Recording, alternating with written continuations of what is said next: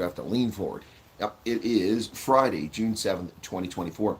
Time for a little dose of your daily injection, your daily jab against fake news, hysteria, hypochondria, and all the nonsense that you get from mainstream legacy media, whether it's in print, online, or through the airwaves. Anyway, let's talk about the news today. A few things to talk about. For some reason, this thing is still not live. What is going on here? Let me reload this here. I'm all alone by myself. When I set this stream up, it had a really weird situation telling me that... Is it going yet? What's going on here? Taking a long time to load here. Sorry about that. I'll get back to news in a moment once this thing loads. See if it's... Okay, what is going on here? Okay, I'm live. There we go. That's odd. All right, welcome back to the program. Anyway, so good morning from Johannesburg, South Africa. Hope everybody's doing well. And we got a lot to talk about this morning. Last night in South Africa, some developments. Of course, President Cyril Ramaphosa held a press conference after the National Executive Committee of the African National Congress kept everyone waiting with bated breath for 2.5 hours. People said he originally scheduled to do it at noon. I don't know about that, but it was scheduled to be broadcast at 8 p.m. and didn't come on until a couple hours, 2.5 hours after that, thereabouts, something like that. And then he began to regale us, as he typically does, with nonsense, talking forever, making no sense. What's the beard is looking kind of weird there. What's going on with my beard here? So I shaved me overnight when I was asleep. All right, so yeah, he just, go on and on and on and on and on and on. Finally got to the meat of the matter, which was to tell us that the African National Congress's plan is not to lead a minority government, a plurality government, not to work out some sort of arrangement deal with the DA, and not to look for a coalition, but rather to look for a government of national unity. The interesting thing in the conversation last night here in South Africa, well, it wasn't a conversation, in the speech he gave, was that Cyril Ramaphosa said the following, that the government of national unity, the ANC is looking to form a government of national unity with the economic freedom fighters, with the Inkatha Freedom Party, with the Democratic Alliance, and what was the other one? There's one more. Anyway, one more party. Who did I miss there? But not. He didn't say this, but he neglected to mention the Mkhonto weSizwe party of Jacob Zuma. The party has 58 seats in Parliament, and it looks like they want to make them just someone sitting on the outside. Anyway, not a surprise. They're not happy with that. The surprise, though, is the economic freedom fighters were considered to be part of this government of national unity. Well, that has been negotiated. Lots of work to be done, and quite frankly, a government of national unity that includes the economic freedom fighters will be fragile. We've seen the conduct of the economic freedom fighters. The EFF has gone into coalitions in Port Elizabeth and other places, only to undermine them when they didn't get their way, like children throwing a tantrum. They would undermine these coalitions and cause them to collapse. So that's kind of what we can expect from the economic freedom fighters. So don't get too excited about this government of national unity, South Africa. It will probably not succeed in any major good fashion, I should say. Now, one thing I did want to mention last night, and you got to give him credit for this, whether it was intentional or just happenstance because of the performance, but former Democratic Alliance Mayor of Johannesburg, Herman Mashaba, the incredibly successful private businessman during the apartheid era and post-apartheid, who formed the Action SA party, along with Michael Beaumont. They're the top two people in that party. Neither of them will be going into Parliament. Some people are like, what? But they're at the top of the list. That's the top people in the party. Why aren't they going in? Well, their delegation or their caucus inside of the Parliament will be led by a former DA member and minority opposition leader, Athol Trollop. He'll be going in there. So he has experience, and he'll be leading that group of 6 Action SA members of Parliament. But Beaumont and Herman Mashaba have announced that they're going to focus on the 2026 municipal elections and try to win as much governance and seats as they can there. Well, they got the work cut out for them. Action SA in its first national election got something like 1.6% of the votes in a very low turnout. I suspect they were hoping for much better, and I'm a little surprised they were that low. I thought they'd do a little bit better than 1.6%. Thought they might come in at 2 or 3%, but 1.6%. So they will focus on municipal elections. So Action SA bosses are ditching Parliament for local government elections. That is interesting, to say the least. News 24 continues its crusade against Paul Mashatile, not that I'm complaining, saying that he repurposed the housing agency while millions float to a friendly law firm. A 2018 whistleblower report to the Gauteng Partnership Fund board raised red flags over how non-transparent board appointments board fees, and questionable payments to a law firm linked to Deputy President Paul Mashatili. And the bad news continues to roll in for the corrupt ANC. Every day, more corruption is unveiled. It is really, it really takes the cake what they've been up to here the past 3 decades, particularly in the last 2 decades in South Africa. It's just because the dates on these corruption cases that we're hearing about now, of course we knew this all along, but the dates on these corruption cases we're hearing about now are actually during Ramaphosa's time. Remember, so Ramaphosa came to office famously claiming that he would go after the corrupt, that the step-aside rule would be in play, that if you were accused or charged with corruption, you would be stepping aside from your position in the ANC, except that that never happens. It's finally happening now, but it's long overdue. So, News 24 runs an article saying, Government of National Disunity, DA or EFF, ANC faces historic choice. Well, both could be in this, so we'll see what happens. But Government of National Unity. So, we will see. But a minority government, as I said, is an option. The challenge there is that means if there's a minority government, it seems highly unlikely, unless some backroom dirty deals, some political deals are made, that the ANC could get their presidential candidate elected in Parliament. Remember, they have 159 seats. You need 201 votes to make the next president. And so that's a problem for the ANC in a minority government. Also, getting legislation passed will be a challenge. A lot of people named Zuma are on the MK list that have gone forward to Chief Justice Raymond Zondo. Jacob Zuma is not on that list because he's not eligible, courtesy of his conviction in 2021. Yeah, but there are some very interesting characters that are going into there. So, but here's the thing about it. Number 1 on that list, ladies and gentlemen, number 1 on the list for the MK party going into Parliament for its 58 seats in its grouping there is Jabulani Khumalo, the man who Jacob Zuma purportedly kicked out of the party, who then sued to get Jacob Zuma kicked out. But Jabulani Khumalo goes into Parliament as MK's number 1 on their list. The founder of MK, Jabulani Khumalo, has taken over Jacob Zuma's first spot on the party's Parliament list, which was handed over to Chief Justice Raymond Zondo yesterday. The Independent Electoral Commission of South Africa chairperson Mupaya handed over the parliamentary candidate list to Zondo for the upcoming swearing in of MPs by the Justice Department. Wow. So, that's interesting. Khumalo will be the guy. Take your attention elsewhere for this morning news report. World War II veteran Robert Persicchetti died at the age of 102 while traveling to France to attend the 80th anniversary of the D-Day landings. The U.S. Navy veteran was 102 and died en route. 102-year-old World War II U.S. Navy veteran died last week on his way to France to commemorate the 80th anniversary, according to the Honor Flight Rochester, which is a veterans organization. He was a wonderful, pleasant, humble guy and was easy to talk to, said Honor Flight Rochester President CEO Richard Stewart, who told the cable news network that he learned of his friend's death last Friday. Wow. He fell ill last week during a stop in Germany while headed for Normandy. The doctor was with him. He was not alone. He was in peace and he was comfortable. Said that the doctor put his favorite singer Frank Sinatra on her phone and he peacefully left us. Wow. He had heart problems, but for the age of 102, reportedly he was in pretty good health before he fell ill. Born in a coal mining town just outside of Pittsburgh, he had humble, poor origins. After the war, he worked as a carpentry teacher in Rochester, New York, according to the Veterans Hall of Fame. In 1972, received a degree from the State University of New York in Buffalo. Enjoyed traveling and speaking with younger generations about his experiences, often visiting schools to talk to students about World War II with his friend, according to his friend, Pastor William Leon. He was one of the few surviving Americans who served in World War II, a population rapidly waning. Just 119,550 were alive last year. Now the estimate is just 100,000 left by the end of this year. Less than 1%. Wow. 131 World War II veterans were dying per day last year.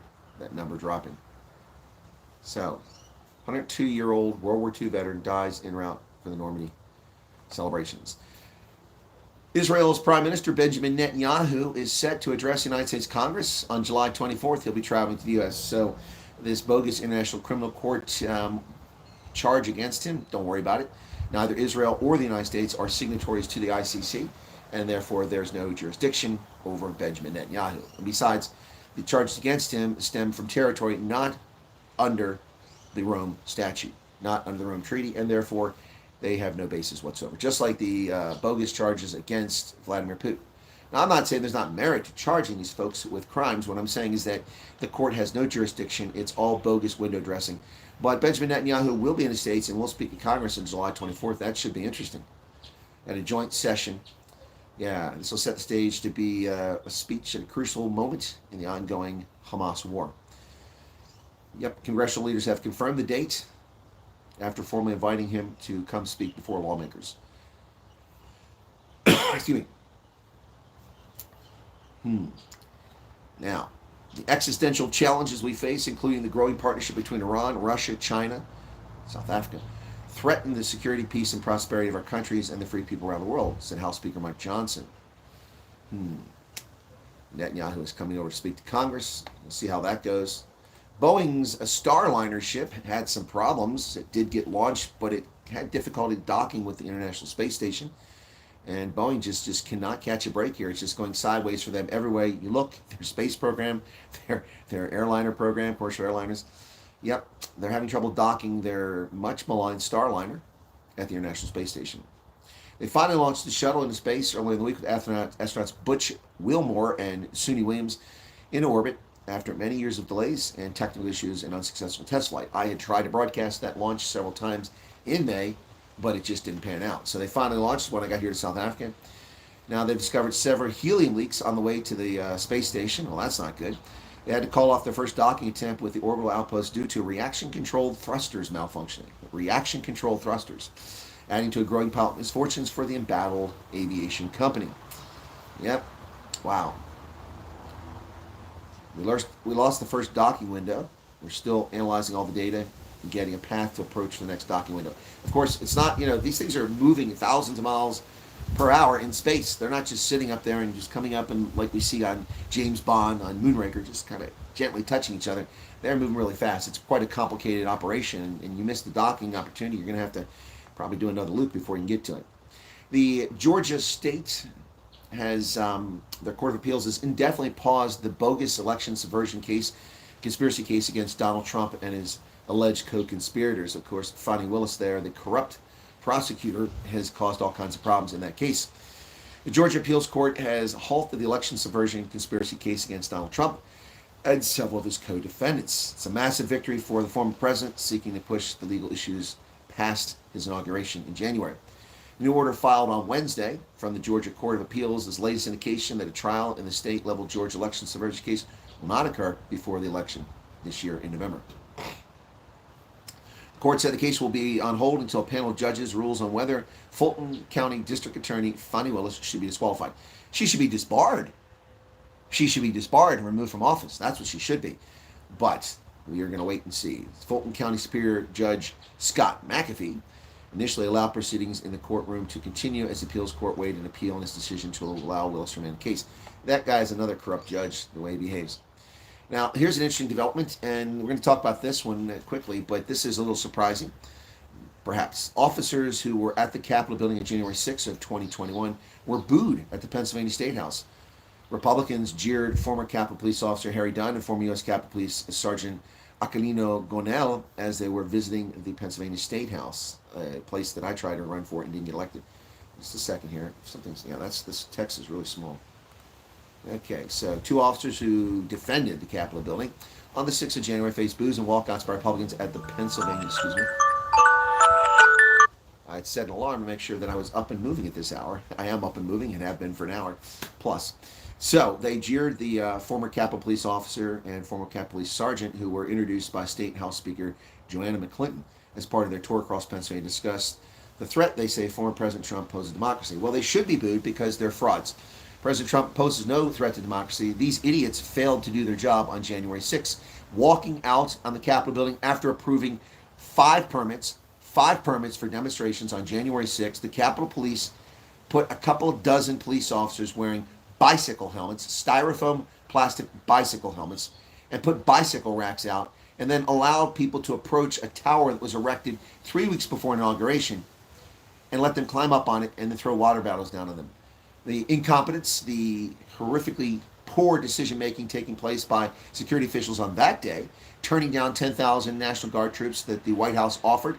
The conduct of the mayor of the District of Columbia, unbelievable. And the conduct of the Capitol Police leaves a lot to be desired. If they're going around the country now and saying that the president is a threat to democracy, they're a threat to democracy with their hyperbole, their lies, and their misstatements.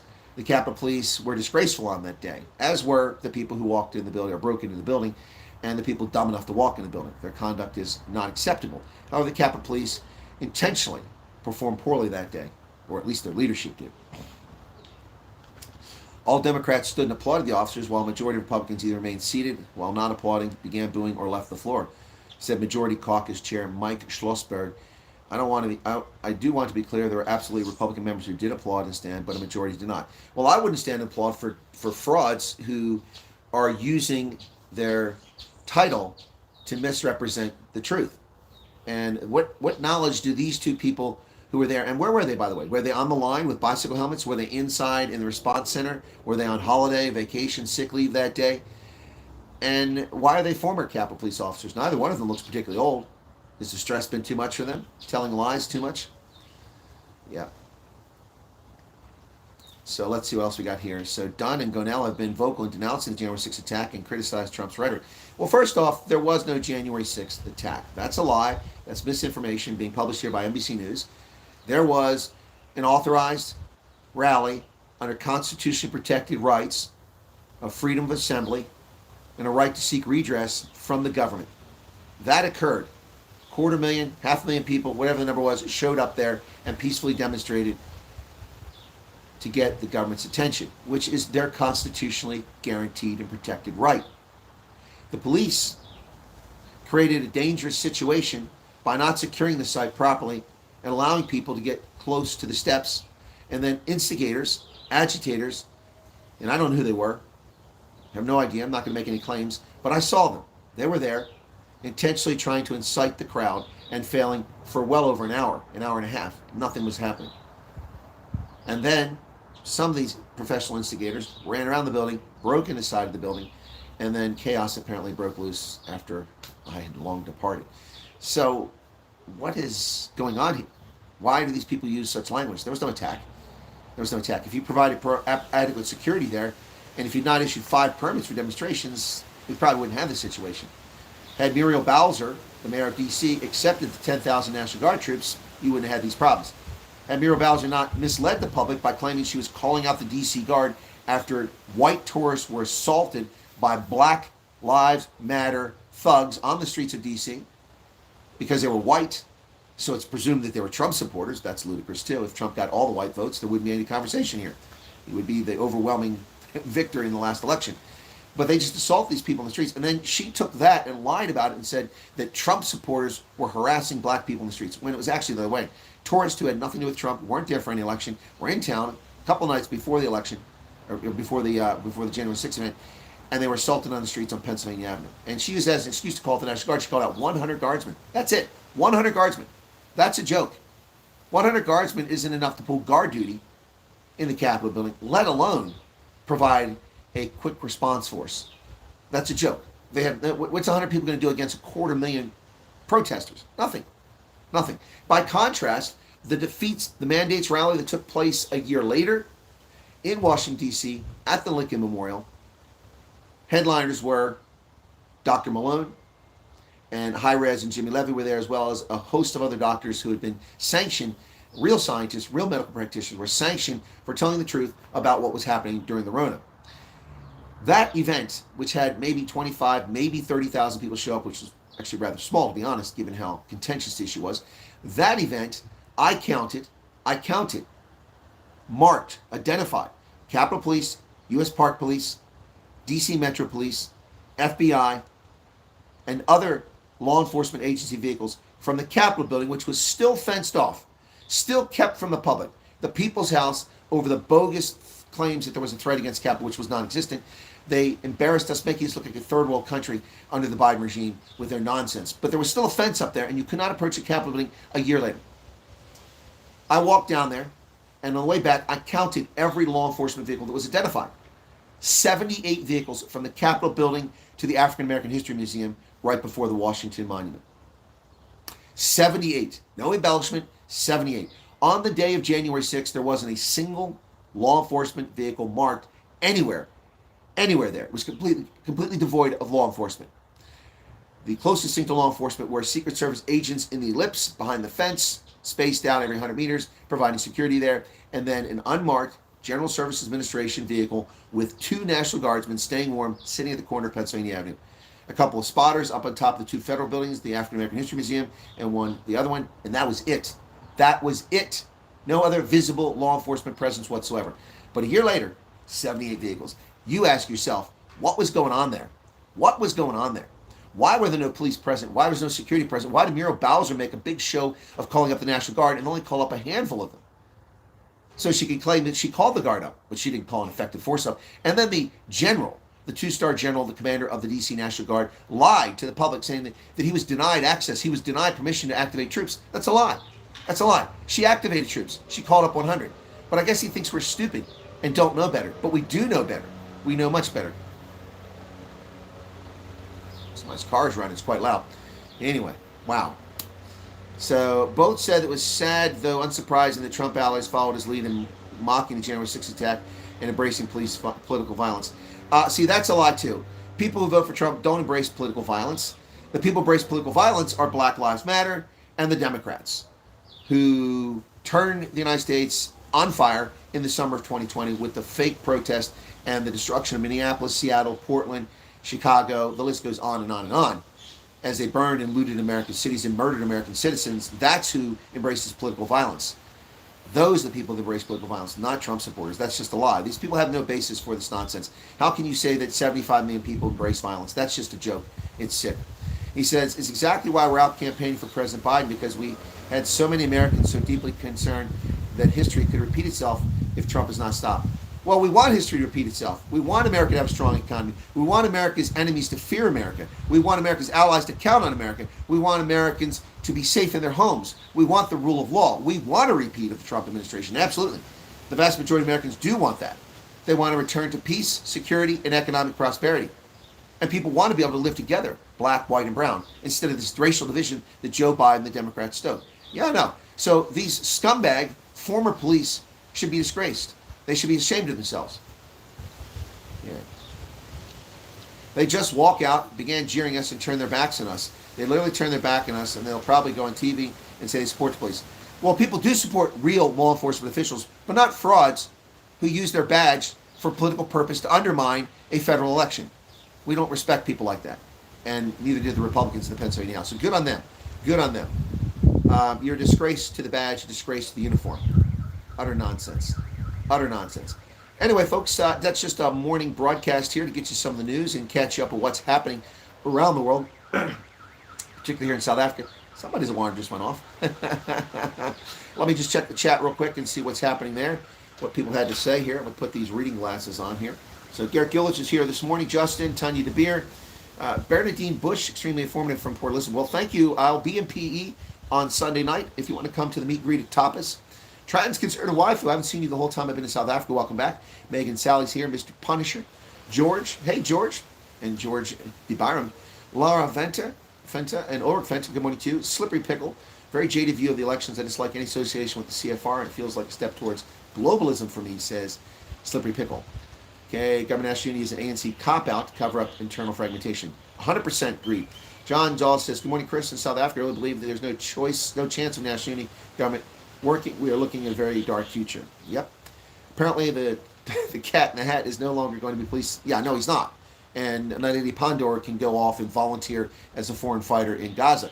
Hey, so let's hold her to that. Okay? She said recently she wishes she could go be a fighter. Well, now you can go to Naledi Pandor. Hey, take yourself up there and regale the people in Gaza. Teach them Tswana.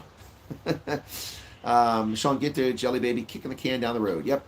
Jonathan, Zondo, and Ramaphosa are basically Victoria Newland's Garden Boys. No, they're not.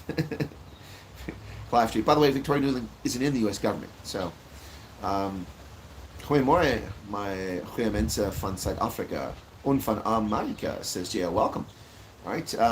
They're also out. Nexi, Zulu, Patel, Gordon, and Pandora. Correct. R1 is here. All right, Sedgefield, John Jarvis, early one. Yes, it's an early one. It's the first chance I've had to do a morning broadcast. Every time, other than this morning, I've had to be somewhere right away, but I didn't get a word back from a couple people about meeting for coffee this morning, so my first likely appointment is probably 11. That gives me time to pack up. It's 8:30 now, and get a shower, and then hit the road after the traffic's gone. That'll be nice. Unfortunately, because of scheduling, I'm going to have to go all the way to Centurion, then all the way back down to Santon, and then go back up to Pretoria when the traffic is going there at night so that I can get up to my hotel tonight. But that's life. Could be a lot worse. EFF will have all kinds of silly demands. Yes, that's correct. Well, they already have silly demands. They want Floyd Shivambu to be the finance minister. The VBS bank looter wants to be the finance minister. That's not negotiable, he said. And they demanded that Ramaphosa not be in government. So good luck with that. Good luck with that. Sedgefield here. Hannes Borneman. Yeah, that's the silly demands. CB says it's freezing. Well, I'm here in shorts, folks.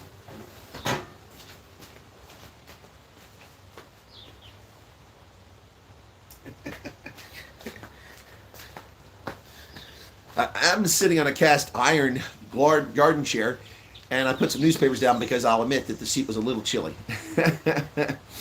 What did Justin says? In my opinion, Russia would not have invaded if Trump was president. I think most people agree with that. Cold Top of the Morning says Tanya Diesel, welcome to you. Ron Funderspiel, welcome to you, Ron. It's been a while since seen you there. Sam Monco's back. I'm off. People got meetings soon. All right, cheers, Sam. Thanks for being here. And we won't be much longer because I need to start getting ready. But Grasshopper says, while you're in Joburg, I highly recommend you go and order the chicken prego and milk bar. Okay.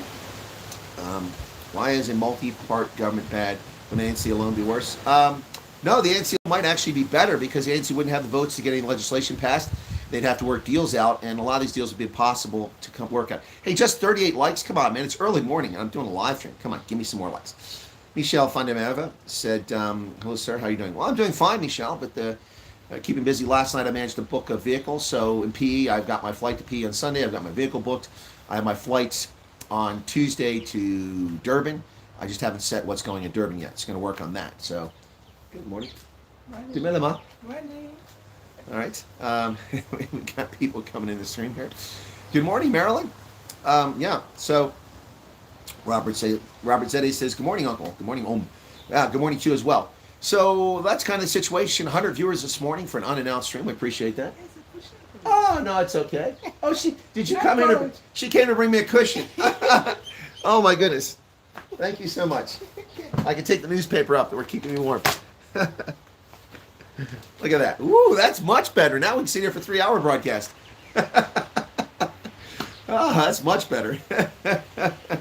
Oh, my goodness. Laura Ventus says sexy legs. Hey, it's the DNA, man. That's nothing to do with me. That's my Viking ancestry. There's those tough Vikings there that busy sailing up and down the Dnieper and up and down the Seine and all over Europe and islands across the North Atlantic, conquering everything and pillaging and just building the future there. Bank looters have been unfair. It's not an argument, though.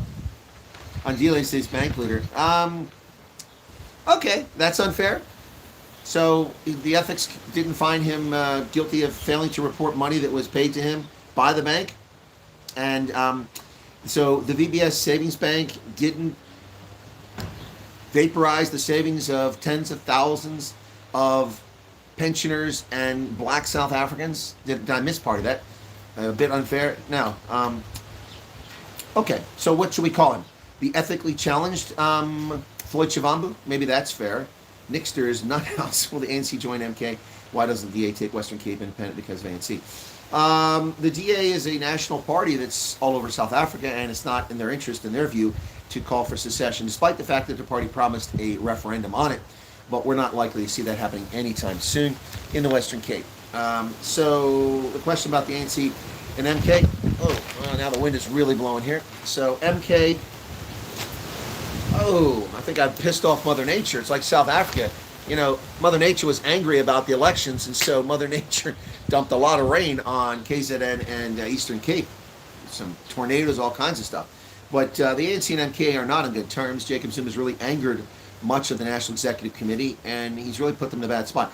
They blame MK for their election loss, but the reality is that the ANC lost this election not because of Mkhonto Sizwe, but because of ANC incompetence and theft and lack of accountability.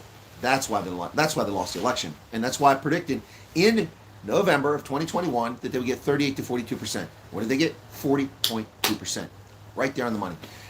Yeah, so they didn't lose because of MK, but they blame MK, and it seems highly unlikely that they would go into a coalition with them. They don't need them. It's some weather challenges.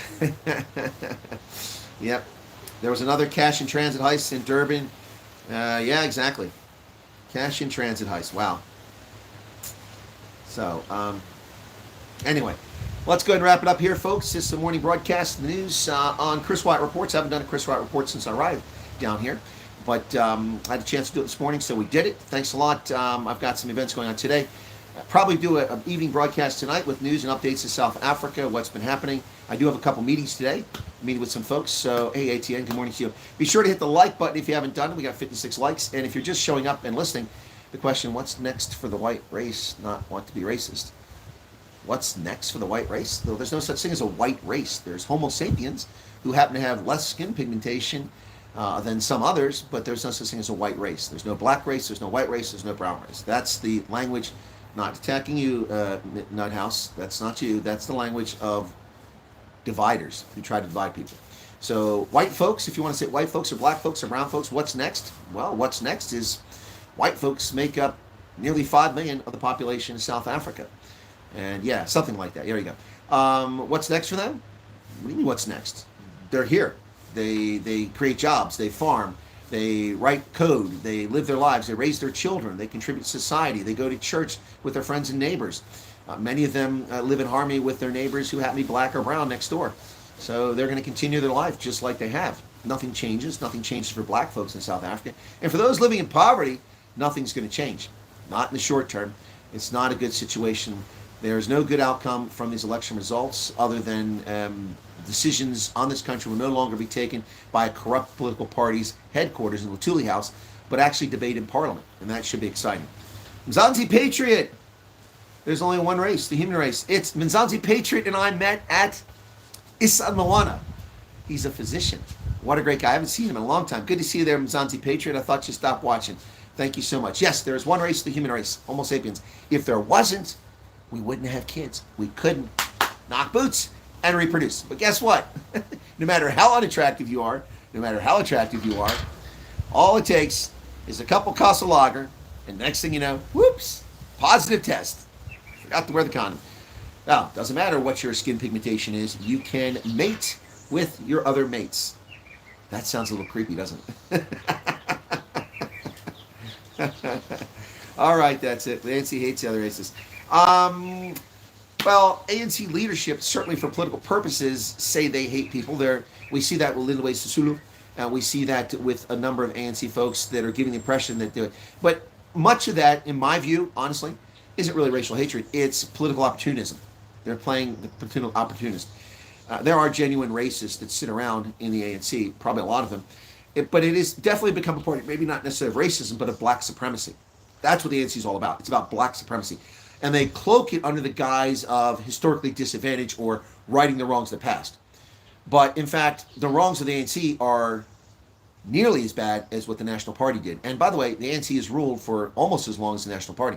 1948, 58, 68, 78, 88, and by 1992, they called a referendum. So 42 years before they ended the system that Hendrik Verwoerd began. 42 years. And the ANC ruled for 30 years, unopposed. So not that far off, 75% of the time that they ruled. And they have destroyed this country during that time, while the majority population was treated unfairly during the apartheid era. The country was built up, became an economic powerhouse. They came up with all kinds of things for substitutes when they had international sanctions. And it functioned. And now the ANC, in short order, has destroyed the golden goose, and that's where we sit today. The ANC, I don't think, is racist. There are racists in the party. There are racists everywhere. You're going to find them. However, it definitely has become a party of black supremacy. And that is a threat to democracy. That is a threat to the livelihoods and the welfare of all South Africans, black, white, brown. Nobody is better than anyone else. I'm not better than you because I happen to have this skin pigmentation or I'm devastatingly handsome. You're not better than me because of your origins or because of your skin color, because of your faith. We're all human beings. And we're all here on this planet, spinning around at, 17,000 miles per hour, something like that, orbiting our sun in our little corner of the Milky Way. So, Enough of the nonsense. Stop the racial hatred. Stop the bogus stuff. Don't listen to the politicians. Yesterday, Steve Hoffmeyer and I had lunch at Moo Moo. And I asked for one of their coasters so I could tell people about it. And they gave me one. Plus, they gave me a mug, which was very nice. Very kind. Thank you for that. And the lady who helped us, a black lady, was serving us at the table. I got up and left. We went and took a photo, and I left the things on the counter. We went to the truck. We got in the bucky. We started leaving. We drive around. And here comes the lady running outside to give me the things that they just give me for free. Well, she didn't have to do that. That's not a sign of hatred. That's a good human being. It's another decent person just being a good person. She didn't have to do that. I would have forgotten it. In Cape Town, there was a little bit of confusion when I turned in my vehicle, and the colored lady that was there, well, actually she was black, not colored, but very light skinned. I think she was close. The lady that was there, a little confused about my vehicle, and I grabbed my things. My sunglasses are pitch black. I knew that they were in the wrong spot because they were in the dashboard there, and I tried to move them. And when I tried to move them, I got distracted, and then I got my things because I have a process of taking things out, checking everything in the car, under the seats, and everywhere. And she distracted me. It wasn't her fault. It was my fault. And I left them there. And I didn't realize it until I was in line to get on the plane. So I called up, and they put me through the lost property. And the lady said, "Yes, Mr. Wyatt. Yes. I tried to reach you at your number, but it wouldn't go through." I think she was calling my U.S. number, and she couldn't get through. She said, "Your sunglasses, we have them." I didn't mention sunglasses. She said, "They're black." Yes. I said, "Yes, ma'am." And these are black and brown folks who are just good people doing their job, just trying to have a life. The racism, the bigotry, the nonsense that goes on is perpetrated primarily by politicians and a small number of truly hateful people who hate other people based on their appearance. And how sad is your existence if you hate someone based on how they look? I mean, that's pretty sad. That's pretty sad. All right, just heard the rainbow was taken out of the ANC. Billy B says, "Welcome." Uncle, thank you for becoming a member there, Billy. I render a salute as a colonel to anyone who becomes a paying member on the channel. Thank you so much for becoming a recruit team member. Wow, appreciate that. JP Dreckmeyer says, "Good morning, Chris. You're better than us because you have a beard." I don't think so. Anyway, that's it, folks. Going to wrap it up here. I got stuff to do. It's going on 9 o'clock. Say good morning to my host. Put this cushion back inside. Pack my bags, get a shower, and hit the road. All right. That's right, Janet Hrinovan. All lives do matter. And Laura says, have a great day. Be safe and have a good bonjour. It's Friday. It's a lekker Friday. Beautiful weather here in the High Veld. Bit chilly for most people this morning, but the Viking here is wearing shorts. So have a lovely day. God bless. Be safe out there wherever you find yourself around the world. If you're back on the East Coast and it's after midnight, thanks for tuning in. Cheers, everybody. All right. Catch you later.